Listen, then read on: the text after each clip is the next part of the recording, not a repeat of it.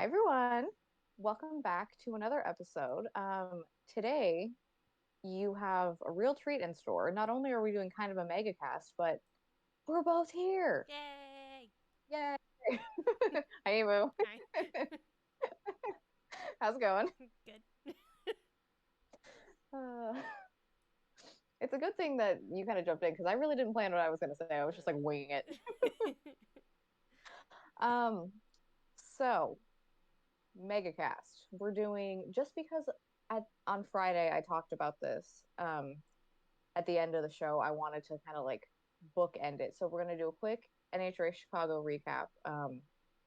And then we're going to make some Indy 500 predictions. And then, because y'all wanted it, part two, trading card unboxing, but this Woo! time with extra commentary. Woo! So we're in for a real treat. Um, so the reason on Friday, if you guys didn't see that one, I threw in the NHRA Chicago race just because I wanted to talk about their little drag and drive exhibition that they were doing. Um, and in the true style of drag and drive events, if you know, for people that don't know, and I had one of my friends message me and be like, "What the hell?" And I was like, "Well, welcome to Drag and Drive. Is it fun? Yes. Should people go watch it or participate in it? Yes. However, it's also very hard and your shit's broken like 90% of the time, but it's awesome." And we saw a lot of broken things. It happens to everyone. But from the people that had broken things, which was pretty much all the competitors, um, they have time before the next event, which is Six Summer, which I think is middle or end of June. Maybe it's beginning of June. It's sometime in June. Um, but everyone has time to get their shit fixed, which is good. Um, So this is the first time I feel like since 2019 that the NHRA was back in Chicago, um, which, you know, is a big deal. Every time they do like a return event, there's always a big crowd, which you love to see. And even it's like the stupidest thing to me. I had someone message me on Twitch of all places because they saw me in another stream and they were like, "Oh, how do you feel? Because you talk about drag racing that the sport's dying." Stop coming at me and stop coming at all of us with the drag racing is dying bullshit. It's not a narrative that we're willing to push because it's not happening. So scoot away with your shitty opinions. Okay. We're not here for that. The sport is actually growing and we're doing fine. I came in hot today. It's okay. Miso's yelling about the same thing. I can hear him. Okay, He great. agrees with you. That's how you know I'm right. Exactly. So, just a couple of overall highlights. They had the pro stock all star call out race, which was won by Camry Crusoe. And girl is on a roll right now. She has found something this season and is really like becoming a force. So we love to see it. And I think this is only her second year too. So she's really like making a name for herself. Um, then we had the return of the Mission Foods hashtag too fast, too tasty event. Um, which every time I say that name, it like kind of hurts me a uh, little bit to have to say it. yeah. It hurts every time I hear um, it. yeah. I have yet to like look at I know that in some grocery stores they have little like billboards for it, little like Mission Foods with like chips and tortillas, like little sections. But I don't know if I have one here, but I will be looking to see if they're promoting it because I know they're going to be promoting it around Western Swing Time. But You gotta become good friends with one of the store people. That way, at the end, you can be like, "Hey, you know how you have to get rid of that? You want to just give it to me?" well, you know what's funny is one of my neighbors is a produce manager at Albertsons. So if they put a Perfect. display there, I'm going to be like, Aaron, I need that. I It's for need that, science. please. It's for science. I need a background for my stream, okay? Just forever that in the background. Well, my dad actually did something similar to that. Like it was like 10 years ago because he is a collector of the old school Coca-Cola Santas. Mm-hmm. And they had like a little cardboard one at one of the stores here. And he just asked, they're like, yeah, we're gonna throw it away. Like, do you Exactly. want it? Yeah, like And he was like, yeah. And now yeah, it lives in his little man cave during Christmas. He still has it. it's perfect. But knowing me, it would be one that has like it would be like Eddie Krawick's face just like sitting like right here for every stream for the rest of time. uh, Actually, they are doing pro stock bikes in Seattle this year. So I could have Eddie sign it if I ended up with one. Perfect.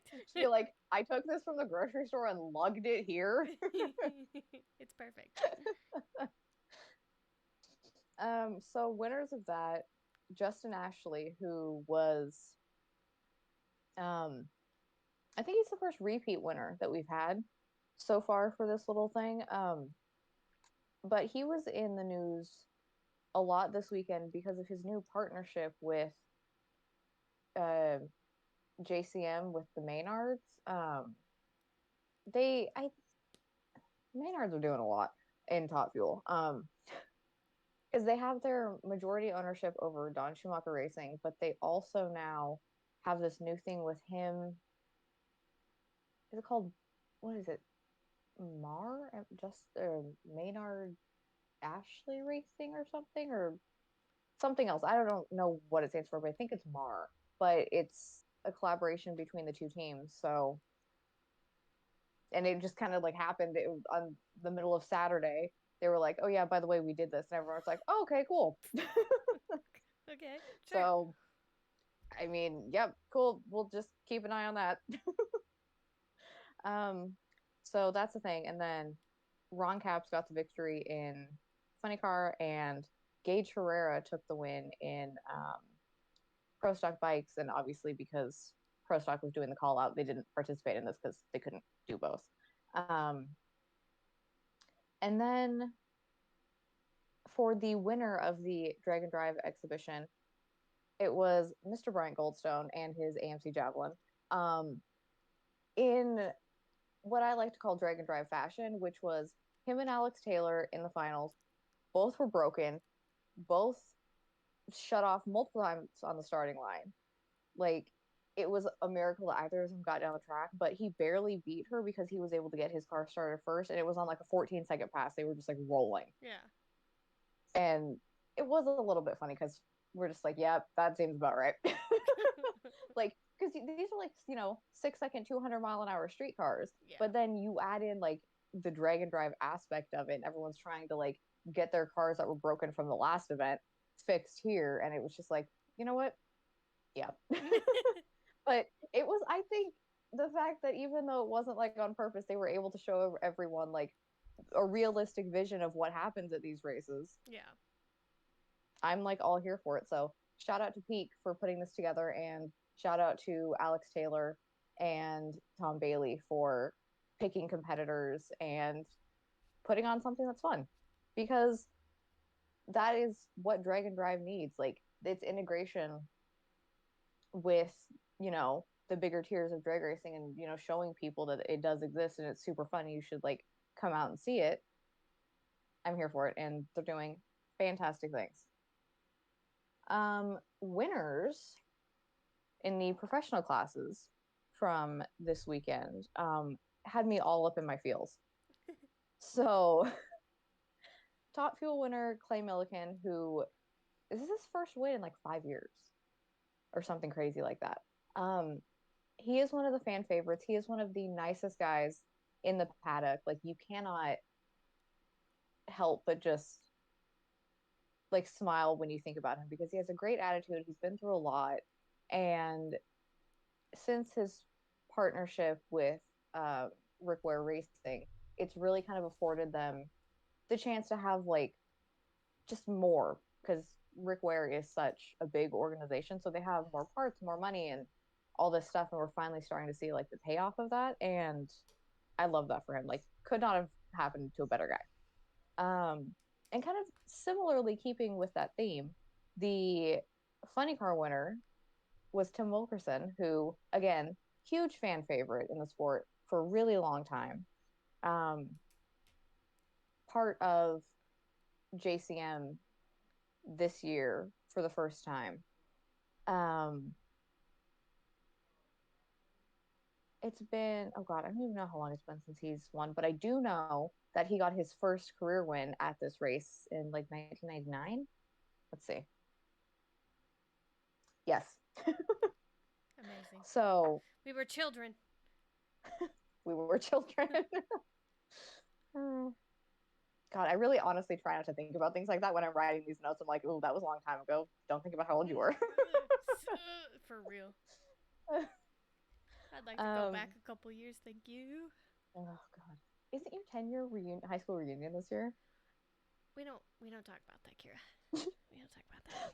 Just, I literally no, like I had a thing. I was talking to one of my friends yesterday, and she was like talking about how, oh, it's been so long, and I was like, oh my God, it's been 9 years, and then I was like having a freak out to my dad, and he's like, I'm celebrating my 50th this Yeah. year, and I was like, oh, You're like, sorry about that.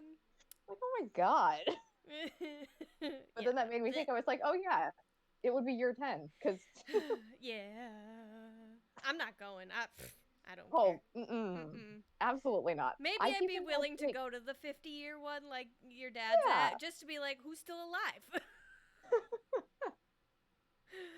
But otherwise, it's like I kept in contact on Facebook and other social media with people that I wanted to, and everyone else, like, I'm good. Like, live your lives. I hope you're happy. I don't yeah, need to like make BS small talk. exactly. And that's all it would be. And Yes, no, I'm thank just you. so not interested in that. No, thank you. And I know some of the same people that said mean things about my chosen career in high school still say mean things now. So I'm not interested in having a cocktail party and listening to you rag on my career. I did think it was so funny because my dad showed me the invite for his at some like country club golf Yeah, place, yeah. whatever. But it was like dress code. It said Pacific Northwest casual. What is What the that? fuck does that mean? Is that different from everywhere else casual? I was like, what? Like, Is that like casual, but make sure you're okay wearing if it green or something? rains? Like what is that supposed to mean? He's like, I have no idea. I don't know either. I'm like, who? Because he knows the guy who is like in charge of who like running the thing, but he's like, there's no way that man put those words on that paper.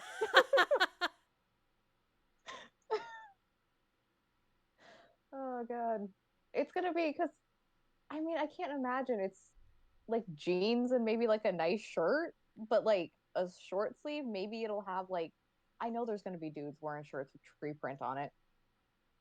Like it just happens always. But that was just the weirdest dress code to me. I'm like, just wear whatever you want. I'm trying to Google it. It's not really it doesn't have a definitive answer, No, so therefore that means it doesn't actually exist. no, it's not a thing. Yeah, it's Like, fake. are you telling people to wear socks and sandals? Because people do that here when they're like hiking with their granola. They're going to a country club. They're not hiking with granola. They're sitting Yeah, with but granola. you gotta hike through the parking lot. Uh,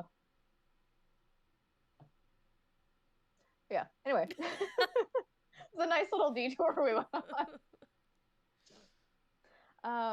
Actually, it does kind of tie in because the pro stock winner was Dallas Glenn, and we're both Pacific Northwest kids. So, There you go. um, Planned.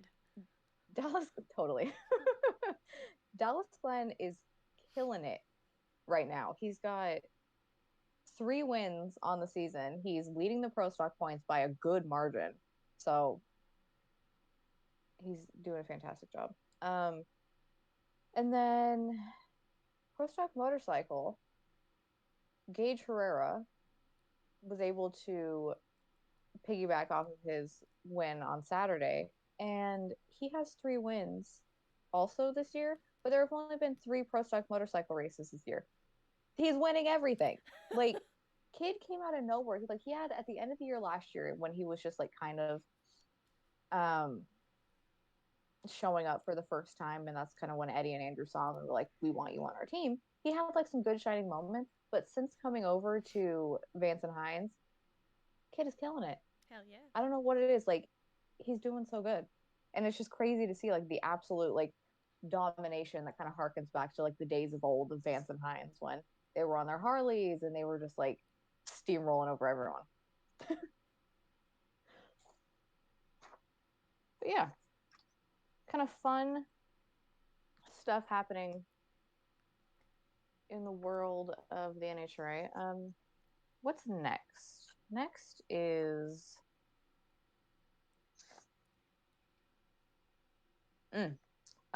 June 2nd through 4th. They're going to be in Epping, New Hampshire for the New England Nationals, and that is a Top Fuel and Funny Car only race.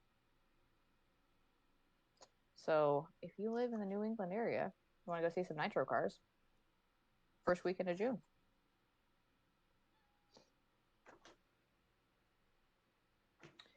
Okay, so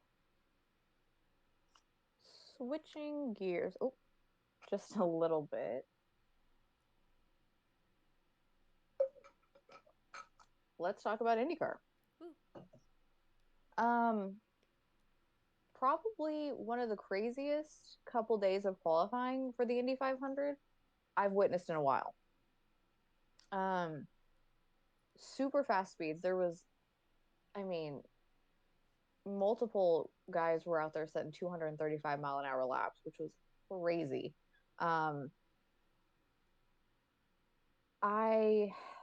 There was some things that happened that obviously were very shocking, and some things that I was like, yeah, that tracks. But I think the biggest thing that was a surprise to everyone was, I mean, yes, you could say it was like AJ Foyt Racing having like well-performing cars being in the top of the field, and that actually was surprising, but more of like surprising in a good way, because AJ does have such a history being a 4-time winner of the 500.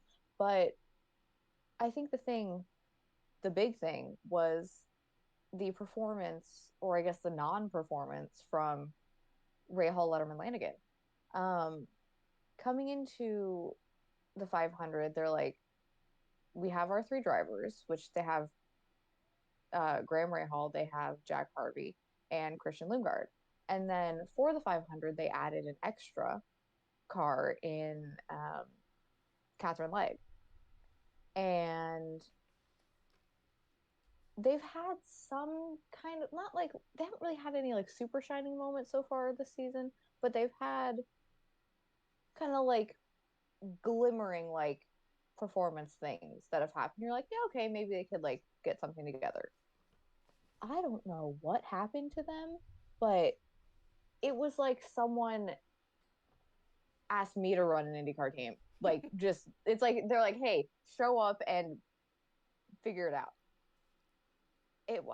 There was nothing there. And it ended up being that at the end of qualifying day 1, because that's when they set the 13 through 30 in the field, and then because there's 33 cars, and then the next day they do like the LCQ, which is like the last chance qualifier for 31 through 33, and there was 34 cars entered. So one person wasn't going to make it. But at the end of day 1, there was one RLL car securely in the field in 30th position, and it was their part-time, for this race only driver, Catherine Legg.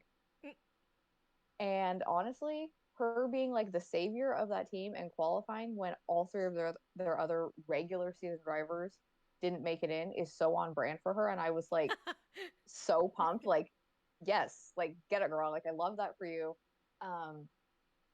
She's the only female qualified in the field, and she is the quickest female in Indy 500 or in IndyCar history, I think. Yeah. Nice. She had like a 230 or 231 average or something. Um, because we see her now obviously in IMSA with Gradient Racing. Um, but she did have some stints back in the day of, doing IndyCar. And I thought it was super fun that she wanted to come back and, try for the 500 again. And when she got in, I was like, there's something there. Like, even though she's starting at the very back, like, I think she has the chance to like make up some spots. Um, then this morning they had practice, and things went a little pear shaped. There was a crash between her and Stefan Wilson that ended up pretty much destroying both of their cars. She saw that the field, according to her, she saw that the field was checking up, and she downshifted and slowed down, like slammed on her brakes as much as she could, but it Yeah. wasn't enough. And she ended up kind of like spearing into the back of them, and they both ended up in the wall. Um, it was like hard contact, it was heavy contact. Yeah. And she was out of the car and checked into the, IndyCar medical facility, in and out. She was fine. They Yeah. did end up taking Stephen Wilson to the hospital. Ooh. Which is kind of a scary thing when you see a driver get taken to the hospital, Right. but he gave the thumbs up before they loaded him in, just for the fans and everyone to know that he is like actually okay. Yeah. And then the IndyCar medical director said that he was in good spirits, and they were just taking him to the hospital for like better imaging to get like x-rays and stuff, but no serious injuries. So Good. they're both totally okay, Good. which was a big relief. But now the question kind of hangs in the air of, do they get to actually race? Like, are the, because coming for her side, it's, I'm sure RLL has like a backup car or something, but they've been struggling. Like when they did the LCQ, it was their three main drivers and then Stingray Robb that were trying to get in. And Stingray Robb got in, Christian Lundgaard got in, and in the very last second, uh, Jack Harvey bumped Graham Rahal out of the field, and Graham Rahal is not racing in the Indy 500. Oh. I know. It was like a big thing. Like, the internet kind of freaked out, and I was like, oh my God, this is like Too much. huge, because earlier in the week, he had kind of expressed like a little bit of displeasure, saying that his contract is up at the end of the year, and if he's going to stay in IndyCar, he doesn't know if he even at that point wanted, like, if his future was going to be with the team anymore, Yeah. because he knows he can go fast and he knows he can win even at like this stage of his career. Right. So this situation, even though it wasn't anyone's like fault per se, just the car just didn't, they couldn't, get everything together. Yeah. So this situation doesn't shed a very good light on like his future with the team potentially. But I really have to say, this whole weekend, like bump day, and then just seeing him in his interview after that, I have never felt so bad on bump day before. Like, I felt terrible for everyone who had to compete in that LCQ, and then I was just so heartbroken seeing him after that. Yeah. But he handled it, like, being bumped out by your teammate. It sucks so bad. Like, he handled that with so much class and so much grace, as did Jack Harvey. Like, he wasn't super like celebrating, like, yeah, oh my God, I got in. Like, he was very sensitive to the fact that this was his teammate, and they got in, it was just barely, but he wasn't overt in his celebrations, and it was handled very well by both sides. And I think that was really refreshing to see, and very mature on both of their parts, because they are a team, and they're all trying to like share data to like get everyone in. But when something like this happens, it's just like, Yeah. but so I don't know now what happens, because um which, okay, I also, one thing I want to say, since we're talking about it, I saw a number of comments on Saturday um, being like, oh, because after Ray Hall didn't get in initially, people being like, oh, he should stay home and raise their kids, and Courtney should go back to racing because she could at least try and win championships. Don't be that person. Don't do that. That's not productive, and it's just so like unnecessary to say things like that Yeah. because this is this man's career. Like he's built a life, and he's trying to do this not only for himself but for his family as well. Like those are not productive things to say, and even though they don't comment on it, or they might not always comment on it, the drivers do see that. Like they see all the things people say, whether they, say that they do or not, but it's not productive. And I didn't think it was nice because he's not out there sucking on purpose. Like Yeah. the car's broken. Right. What are you going to do? And after there's like certain rules that they have, like you can't change cars once you start qualifying or something. So they really had to just roll with what they had. And kind of on that same note, today, after Catherine Legg and Stefan Wilson's crash, I saw um, a few comments. One was from a woman, which I didn't understand the connection to, like why she would have said this, but I saw a couple guys being like, "Oh, women drivers, am I right?" And I'm like, this woman qualified on her own merit for the Indy 500 when none of her team could do that. And you want to sit there on your couch with your Cheetos crumbs everywhere and like talk shit? Like, we're Mm-mm. not doing that. Like, women in STEM, women in motorsports, all the things, we're not gonna just hate on her because she's a woman and she had a crash. Yeah. We're not standing up for that, and we do not stand for that here. She actually has a sponsor with, I don't know if it's the whole brand overall, but it's Elf Skincare. And after she qualified for the race, I went on their website and placed an order because I needed moisturizer, and I was like, support the cause.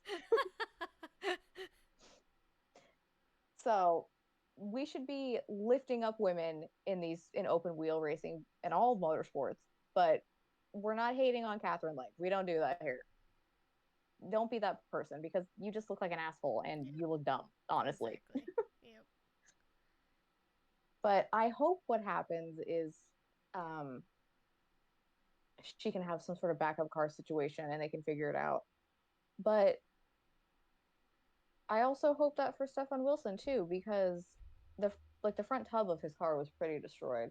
And he's with a really small team this weekend that are only campaigning for the 500. They're not like racing throughout the season. Yeah. But he's such a nice guy, and he's gone through so much. Like his brother passed away a couple years ago because of an IndyCar wreck, and he comes back every year and like wants to do it for his brother and like do it for their family and like for himself too. Yeah. But I really hope he can figure out something, or the team can like get it fixed, because he's just so nice and he's so Yeah. wholesome, and every interaction I've ever had with him has been so great. So I'm glad they're okay. That's like first and foremost the most important thing. But I hope they can figure it out and we can see them, on the starting grid because they earn those spots. Yeah. It never stops. Okay, so let's get into. I'm going to share my screen here.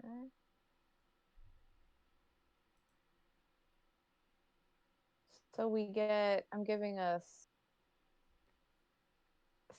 3 predictions because it is the Indy 500. So, row 1, we have Alex Palou, Rinus VeeKay, and Felix Rosenqvist. And then row 2, Santino Ferrucci, Pato O'Ward, and Dixie. Row 3, Rossi, Takuma Sato, and TK. Oh, I hate the way Google Documents format things sometimes with pictures. It screws up like the entire equilibrium of the whole world. And then, what is this, row 4? Yeah, row 4. Marcus Ericsson, last year's Indy 500 winner, Benjamin Peterson, and Will Power. Row 5, Ed Carpenter, Scott McLaughlin, and Kyle Kirkwood. Row 6, Connor Daly, who y'all know he's like not my favorite person, but his helmet this year for the 500 is so cool. It's because he's only a year or two older than we are, I think, but he's a child of the 90s, so it's like 90s themed with like the colors and the shapes. And there's like, I saw Rugrats, there was Rocket Power. That's he fun. had the Legends of the Hidden Temple logo, and I was like, yes. It's so good. That's amazing. So Connor, Joseph Newgarden, and Ryan Murray. Row 7, Grosjean, Elio, and Colton Herta. Row 8, Simon Pagenaud, David Malukas, and Marco Andretti.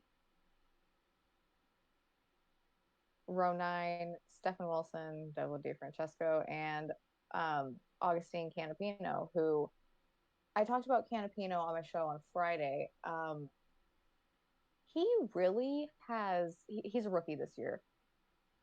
He has come into the sport and really just like gotten such a quick grasp on it and had some really impressive performances like throughout like practice and qualifying, and I'm super impressed with him. Like he's not obviously like a rookie driver because he was a 15-time touring car champion in South America, but those cars are like more closely related to stock cars than they are to Indy cars, and it's like a huge it's like, it's a huge difference. So it's completely changing worlds, but super impressed with him. Row 10, Callum Ilott, RC Anderson, and Catherine Legg. And then row 11, Christian Lundgaard, Stingray Robb, and Jack Harvey. So I can go back to the top and then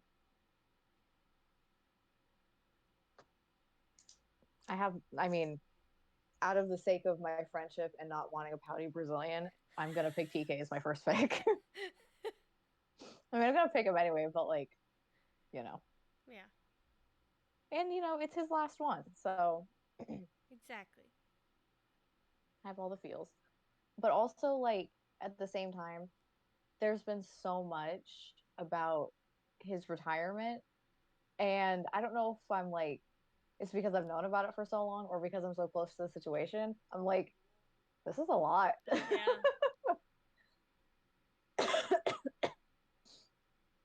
So what you thinking? You said we get 3 picks? Yeah. Okay. Scroll down.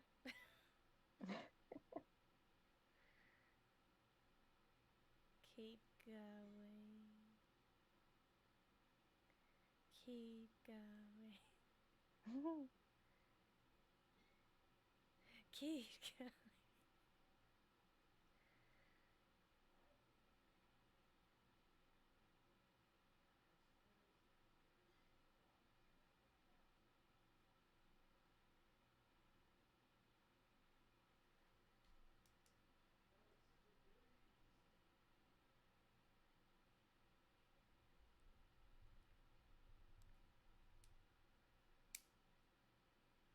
And that's about him. Okay. I think my first pick will go to Grosjean. Oh, okay. Let's see, where is he? I don't There he is. There he is.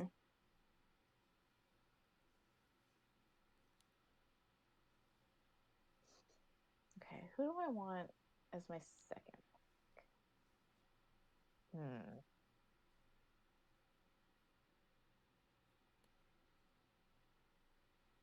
So many good options. So many spicy options. Spice.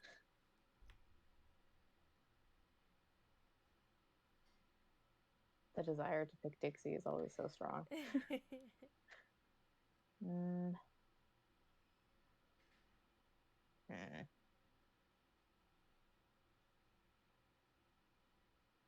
I think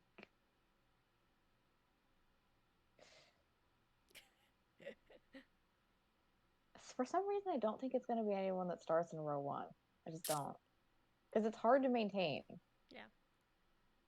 Especially when the two rows behind you have Indy 500. Like row Yeah. three, they have all won Indy 500s. Uh-huh. So that's hard to like have behind you at the start and Right. for 200 miles, Yeah. 200 laps. Um,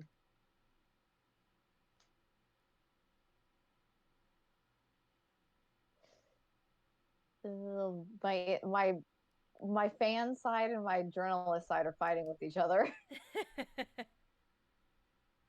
think Dixie or Pato could be good choices. But willpower. I'm gonna throw a spicy pick out Spice. and say Pato. Ooh.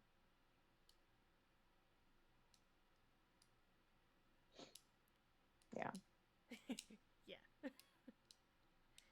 Do you need more scrolling? No, because I think I'm gonna go past your. It's hard to keep the first row position, and I'm gonna Yeah. choose someone from up there. I think I'm gonna go with Rosenquist. Ooh, okay. Felix had a lot of speed the entire weekend, so that's a good choice. Yeah.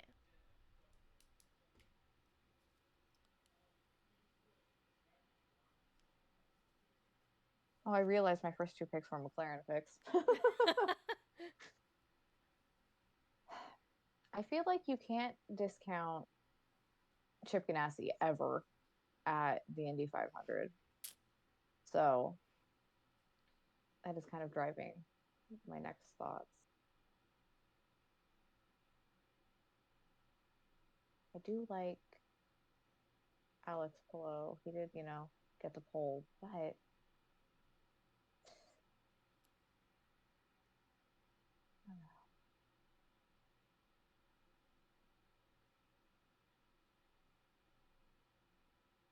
hmm. I'm not going to pick Ericsson because it is really hard to go back to back.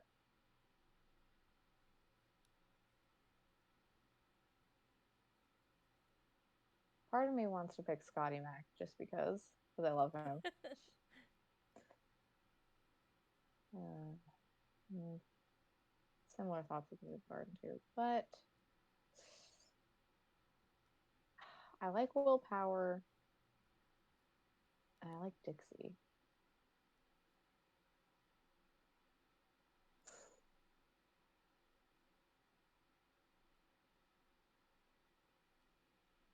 I want to pick Dixie.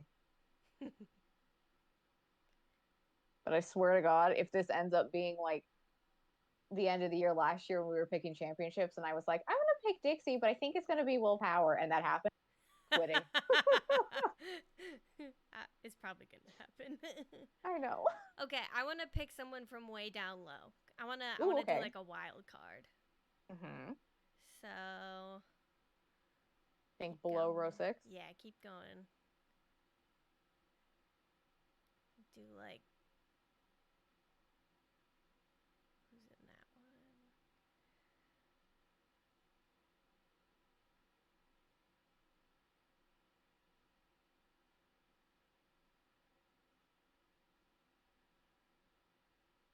Let's do someone from row 8. Row 8. Okay, Ooh. who do we got? Simon Pagino, David Malukas, and Marco.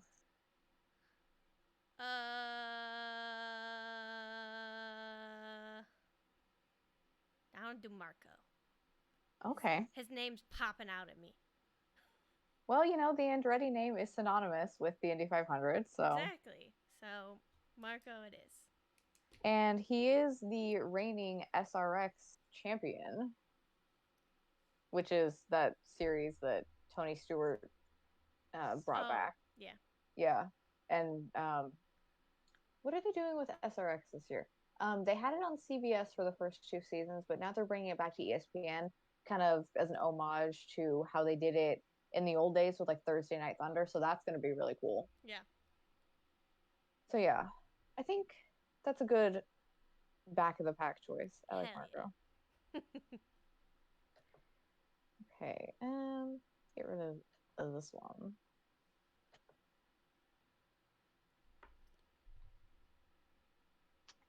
All right, so we have our picks, everyone. They are locked in. Just as an overview, I got TK, Pato, and Dixie, and then Emu picked Grosjean, Rosenquist, and Marco Andretti. Woo. So we shall see how that unfolds. It's gonna be wild no matter what. um, so yeah, I think okay, so this is what we're gonna do because we also have trading cards to deal with. We're going to end this one here and take like a 5 minute break because we have to switch over to my setup for that and Yeah. all the cameras and all the things. So yeah, we are going to do that. Thanks so much for watching. Thanks for joining us. And after the 500, so next week sometime is when I'm going to do the rest of the cards. So it's going to be all the ones I have left, which is going to be 18 packs in total. I know.